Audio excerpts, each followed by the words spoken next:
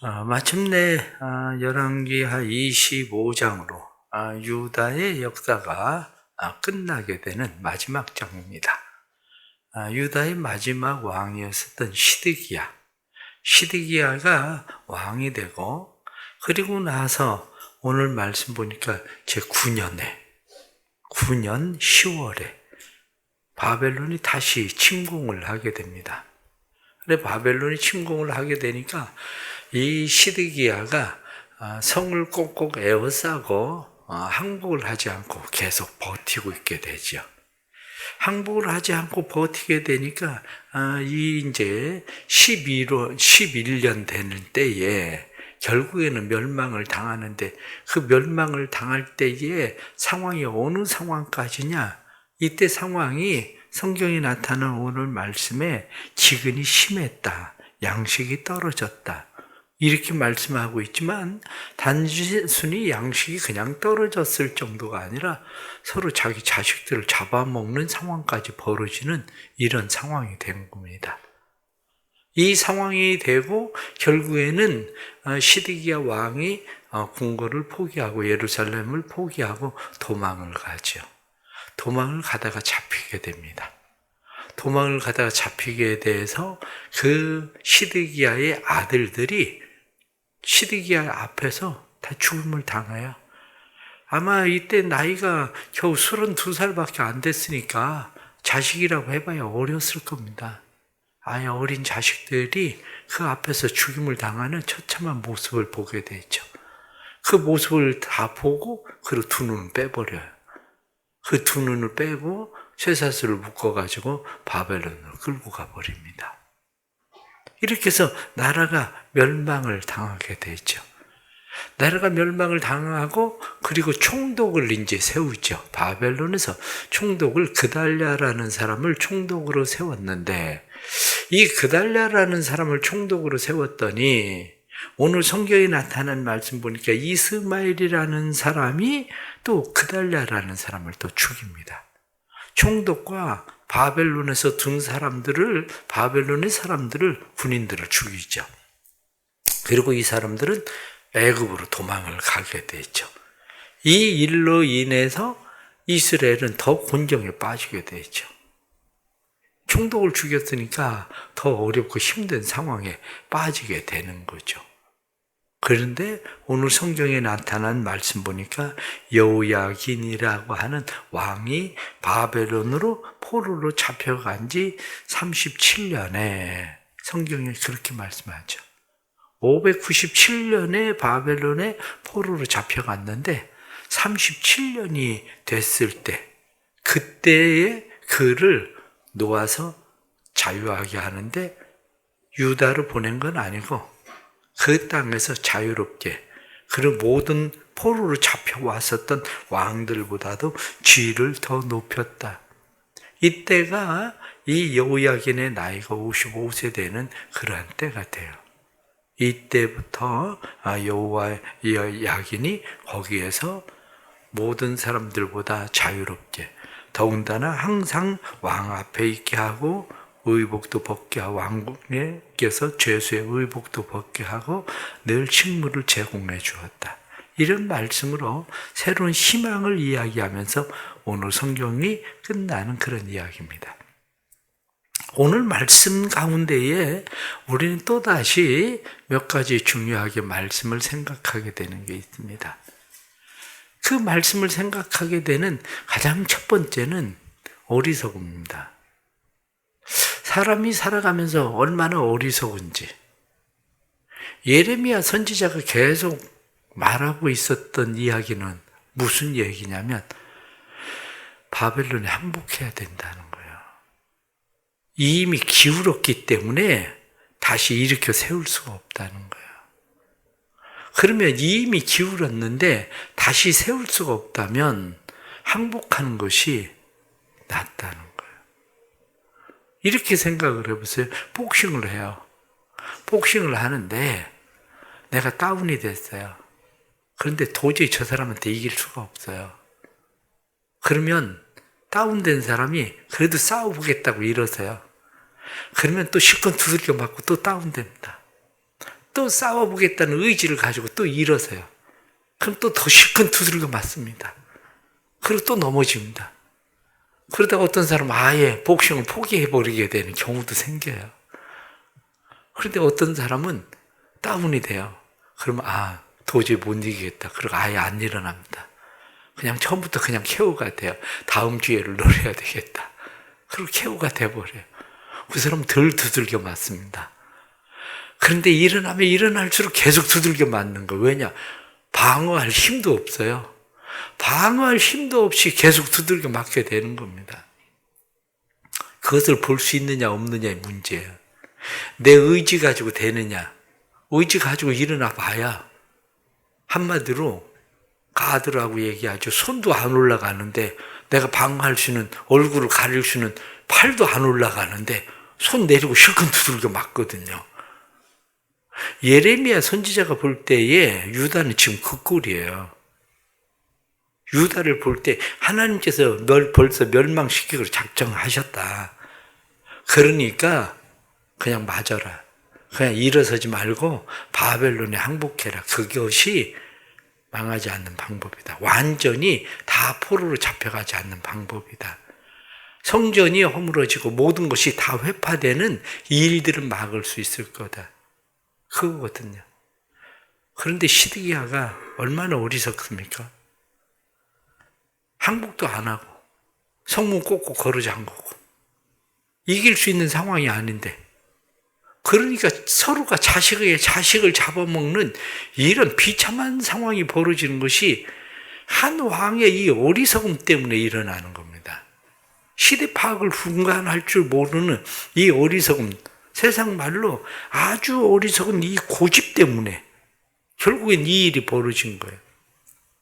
뒤에 나타나는 이스마엘은 어떻습니까? 그달랴에게 사람들이 찾아옵니다. 그달랴가 이야기합니다. 나를 총독으로 세웠지만 이 나라에 대해서는 보장을 할 거다. 이제 내가 총독으로서, 유다 사람으로서 내가 이 나라에 대해서 어떻게 하겠냐. 난 가능한 한 이 나라를 보호하려고 할 거다. 그렇게 얘기합니다. 그런데 그달랴를 죽여요. 그러면 어떻게 해야 됩니까? 유다 사람을 총독으로 세웁니까? 아니죠. 유다 사람을 총독으로 세우는 게 아니라 이제 바벨론 사람을 데려다가 총독으로 세운 거예요. 그럼 바벨론의 사람이 와서 유다 백성을 같은 민족으로서 서로 잘 대우합니까? 아니죠. 민족이 같지 않은데 정복자로서 이제는 유다를 괴롭히기 시작하는 거예요. 왜 이런 일이 벌어지느냐? 예레미야는 그것을 보기 때문에 예레미야는 이스마엘에게도 죽이지 마라. 그냥 이 땅에 머물러 있어라. 이렇게 이야기하는데도 이스마엘은 거스리고 결국에는 그달랴를 죽이고 예레미야까지 바벨 예굽으로 끌고 가버리거든요. 어리석음이에요. 한 사람의 어리석음이, 가장이 어리석으면 가정이 고생을 하는 거예요. 사장이 어리석으면 모든 직원들과 그 가족들이 다 고생을 해야 돼요.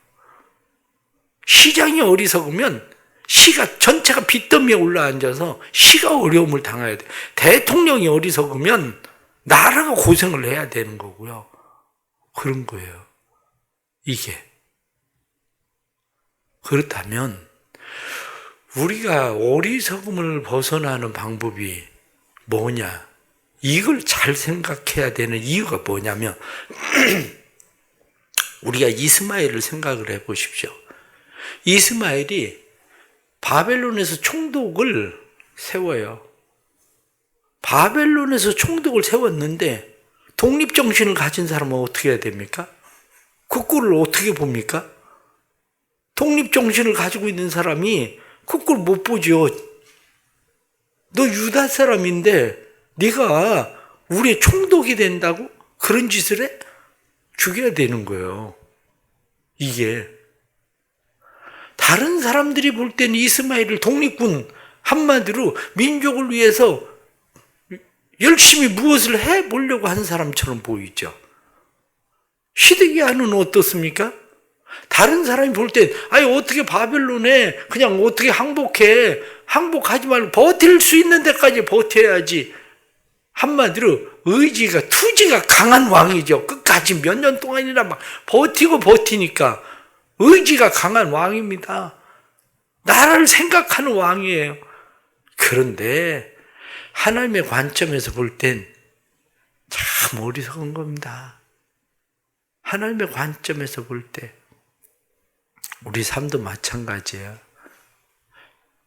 하나님의 관점에서 보는 게 중요해요. 사람의 관점이 아니라 하나님의 관점. 그래서 우리의 삶이 하나님이 보실 때 어떠하냐. 그래서 앞에서 성경이 계속해서 나타나는 것이 여호와 보시기에 악하니라. 여호와 보시기에 악하니라. 그런데 이렇게 하는 것조차도 여호와 보시기에 악한 거였어요. 신앙생활 하면서 우리의 어리석음이 바로 그거예요. 내 의지와 노력과 열심히 가지고 뭘 해보겠다고요? 그게 악한 거예요. 그게 내가 열심히 하면 될 것 같아서 내가 열심히 뭘 해보겠다고 그러면 다른 가족들까지 빚 때문에 다 끌어안친다니까요. 친척들까지. 그게 어리석은 거예요. 그게 아니라 하나님의 뜻이 무엇인지를 잘 보고 엎드릴 줄 아는 게 필요한 거예요. 오늘 성경 본문 말씀을 잘 읽어보세요. 잘 읽어보면 느끼게 되는 게 뭐냐면 요시아의 때와 대조적으로 성경을 기록하고 있다는 거예요. 요시아의 때는 어떻게 했습니까? 요시아가 그때 당시에 모든 악한 것들에 대해서 요시아는 그것을 전부 다 요시아는 다 없애버려요. 하나님 앞에서 어떻게 하면 정직히 행할까? 그래서 요시아가 행하던 일들을 보면 철저하게 태우고 패하고 찍어버리고 깨뜨리고 부수고 전부 다 그렇게 하잖아요. 그런데 오늘 성경에 나타난 말씀을 보십시오. 말씀에 나타나는 말씀을 보면 뭐라고 되어 있느냐? 모든 것들을 다 불살르고 사로잡고 모든 것들에 대해서 가져가고 이 반복적인 파괴되고 파괴시키고 자기 스스로 파괴하지 않으니까 누가 파괴하고 부수고 깨뜨리고 불사르고 끌고 가버리느냐, 다 빼앗아 버리느냐? 하나님이 하신다는 거예요. 내가 스스로 그걸 깨뜨리고 부수고 불사르고 그것을 더럽히고 이렇게 하지 않으면 그것은 누가 그것을 대신하느냐? 하나님이 대신하시는 거예요. 하나님께서. 그렇기 때문에 오늘에 나타나는 말씀을 보니까 불살라버렸다. 모든 것을. 뿐만 아니라 두 눈도 뽑아버리고 파괴되었다. 성경 말씀에 4절 말씀 보면 성벽이 파괴되며 파괴시키고 깨뜨리고 부수고 전부 다 가져갔다. 그래서 성전에 있는 것까지 전부 다 가져가는데 17절 말씀 보면 그 한 기둥은 높이가 18규빗이다. 18규빗이면 8m입니다. 이 기둥이 8m 되는 이러한 기둥들, 노수로 만들어지고 이런 기둥들 전부 다 뽑아가고 전부 다 깨뜨리고 부수고 그래가지고 심지어는 성전에 있는 그릇들까지도 은으로 만든 그릇이나 노수로 만든 그릇들 전부 다 바벨론으로 가져갔다. 바다도 깨뜨려서 그것도 가져갔다. 전부 다 가져갔다. 가져갔다는 얘기가 무슨 이야기입니까? 하나님이 걷어가셨다는 거예요.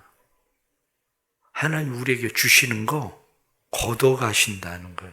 물질도 걷어가고 명예도 걷어가고 건강도 걷어가고 우리에게 주신 삶의 모든 것들 하나님께서 다 걷어가시면 빼앗아 버리고 깨뜨리고 부수고 그러면 남는 게 없다는 거예요.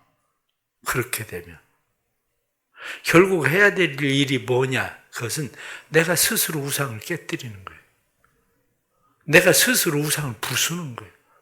불사르는 거예요.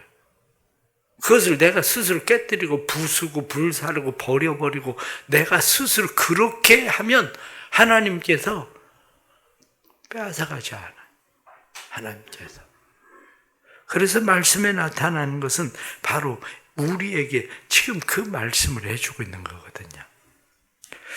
지난 수요일에도 말씀을 드린 것처럼 우리가 늘 가져야 되는 것이 하나님의 양면성이라고 하는 이 양면성.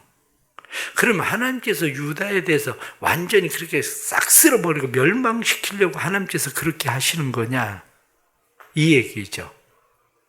그런데 성경이 오늘 마지막 나타나고 있는 27절부터 나타난 말씀은 우리에게 그렇게 말씀하고 있는 것이 아니라 여전히 희망이 있다, 여전히 소망이 있다, 그 얘기를 하고 있는 겁니다. 희망이 있다, 소망이 있다 이렇게 이야기하는 것은 예레미야 선지자는 뭐라고 이야기합니까? 바벨론의 포로로 잡혀가면 70년이 되면 돌아오게 될 거다. 이렇게 이야기합니다. 70년이 차야 돌아오게 될 거다. 그렇습니다. 바벨론의 포로로 잡혀갔습니다.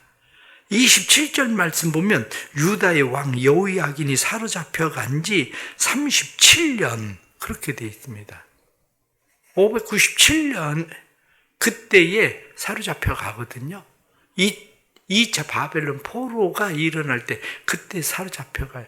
그러고 나서 37년이 돼요. 37년. 그럼 560년경 되는 거죠. 이게.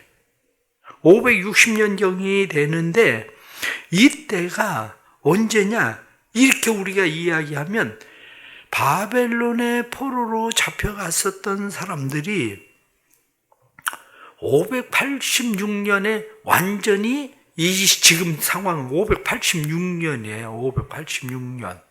이때 완전히 멸망을 당했는데 1차 바벨론 포로에서 돌아오는 때가 언제냐면 538년이거든요. 바벨론 포로에서 돌아오는 때가 583년이니까 70년이 차려면 이제 절반 온 거예요. 절반 왔을 때에 하나님께서 회복시키기 시작했다고 성경이 말씀하는 거예요. 이때 다시 지위를 회복시켰다. 그리고 모든 것에 대해서 죄수의 의복을 벗게 했다. 평생에 항상 왕의 앞에서 양식을 먹게 했다. 이 말씀이 무엇을 이야기하느냐면 바벨론의 포로로 잡혀간 사람들이 정착하기 시작하고 돈을 벌기 시작을 하고 이때부터 바벨론의 포로로 잡혀간 사람들의 삶의 기반들이 잡히기 시작하는 거예요. 왜 이때부터 삶의 기반들을 하나님께서 다시 바벨론에서 회복시키십니까?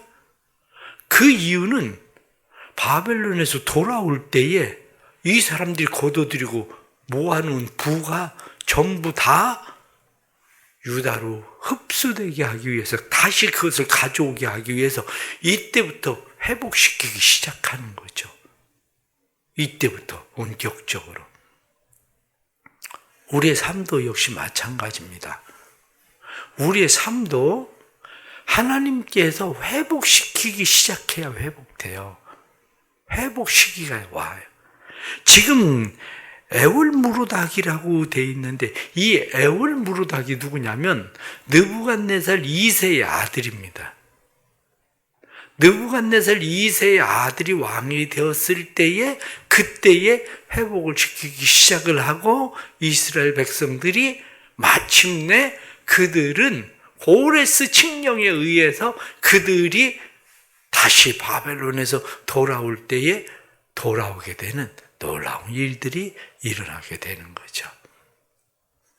결론적으로 말씀을 드리면 하나님의 때를 기다려야 됩니다. 하나님의 때를 기다리는 사람들이 해야 되는 것은 하나님이 무엇을 원하시는지를 잘 봐야 돼요. 일어서서 내가 지금 막 뭘 해보겠다고 날뛰어야 되는 때인지 내가 버티면 된다고 생각하고 버티고 참고 그러면서 내가 지금 뭘 해보겠다고 뛰어야 되는 때인지 아니면 하나님 앞에 엎드려 있어야 되는 때인지 그걸 구분할 줄 아는 거예요. 하나님 앞에 그걸 구분하고 하나님 앞에서 내가 깨뜨려야 되고 내가 부숴야 되고 내가 불살려야 되고 내가 버려야 될 것이 무엇인지를 깨닫고 그것을 버리고 깨뜨리고 부수고 그리고 우리가 있어야 되는 때라는 거예요. 그러면서 하나님의 때를 기다리면 다시 하나님께서 우리에게 희망을 주시고 다시 하나님께서 소망을 주십니다. 겨울이 긴 것 같지만 아무리 긴 겨울도 봄은 오게 돼 있어요. 하나님의 양면성에 의해서 하나님께서 우리를 벌하시고 하나님께서 우리를 멸망시키는 것처럼 보여도 여전히 하나님의 사랑은 우리를 붙드시고 하나님의 사랑은 우리를 끌고 가시는 거예요. 하나님의 사랑이. 그렇기 때문에 하나님의 이 사랑을 우리는 바라보고 겨울이 길어도 겨울의 절반이 왔다. 요즘 날씨가 어떻습니까? 이게 겨울인지 봄인지 분간 안 가잖아요. 아침에 새벽에 일어나고 저녁이 되면 겨울인 것 같은데 한낮에는 또 봄이 온 것 같은 봄 기운을 느끼잖아요. 우리의 삶도 마찬가지예요. 겨울이 긴 것 같아도 하나님께서 주시는 희망, 하나님께서 주신 소망이 있어요. 그것을 바라보고 믿음으로 사는 겁니다. 우리 하나님께서 우리 사랑하는 성도들에게 이 은혜 베푸시길 바랍니다. 그래서 힘들고 어려울 때 포기하고 낙심하지 말고, 다른 사람들이 보기엔 포기하고 낙심한 것처럼 보여져요. 다른 사람들이 보기엔 애국자처럼 보여지는 사람도 있고, 다른 사람들이 보기엔 저항력이 강해서 끊임없이 투쟁하는 것처럼 보여지지만 하나님이 보실 때 어떠냐? 그 문제예요. 하나님이 보실 때 참 어리석은 짓 한다. 고생을 사사한다. 하나님 보실 때 그런 건지, 하나님께서 보실 때에 내 힘으로 회복되는 게 아니라 애월무르닥에 의해서 그냥 회복해, 하나님의 때를 만나니까 회복이 일어나는 것처럼, 고레스를 만나니까 회복이 일어나는 것처럼 하나님의 은혜에 의해서 이루어질 것인지의 문제인 거예요. 하나님의 은혜가 우리의 삶에 또 나타나길 축복합니다. 기도합시다. 하나님 아버지, 하나님의 은혜를 보기를 원합니다. 지혜를 주옵소서. 하나님 지혜를 주셔서 시드기야처럼 어리석음에 빠지지 않게 해주옵소서. 이스마엘처럼 어리석게 저희가 행동하지 않도록 도와주옵소서. 그 일이 내가 잘하는 것처럼 생각하고, 우리는 스스로 그저 또 일어서고 우리는 스스로 무엇을 해보면 될 것처럼 생각하지만 하나님 보시기엔 그것조차도 악하다 하고 말씀하시는 하나님의 말씀을 저희들이 다시 듣습니다. 아버지 하나님 도와주옵소서. 우리의 가정을 도와주시고 교회를 도와주시고 한국 교회를 도와주시고 이 나라를 도와주시고 하나님 도와주셔서 어리석음이 반복되는 일들이 되지 않도록 도와주시고, 그래서 우리가 하나님 앞에 엎드리는 시간들이 많아지도록 도와주옵소서. 하나님 은혜 베풀어 주셔서 하나님의 은혜의 때를 만나게 해 주옵소서. 우리의 힘으로 회복되는 것이 아니라는 것을 다시 깨닫습니다. 애월무르닥이 여호야긴의 지위를 회복시켜야 회복되는 것이고, 고레스가 이스라엘 백성들을 돌아가라고 말해야 돌아가는 것처럼 우리의 힘으로 되는 것이 아니라는 것을 저희들이 아오니 주님 도와주셔서, 주님께서 말씀하시고 겨울인지 봄인지 잘 구분 못하는 상황들 속에서 그래도 새싹들이 올라오고 봄 기운의 새 생명의 약동감들이 일어나는 것처럼 우리 안에 하나님의 주시는 희망, 하나님의 주시는 소망이 하나님 움트게 해주시고, 그리고 그것들이 힘있게 올라올 수 있도록 도와주옵소서. 하루의 삶도 주님 앞에 맡깁니다.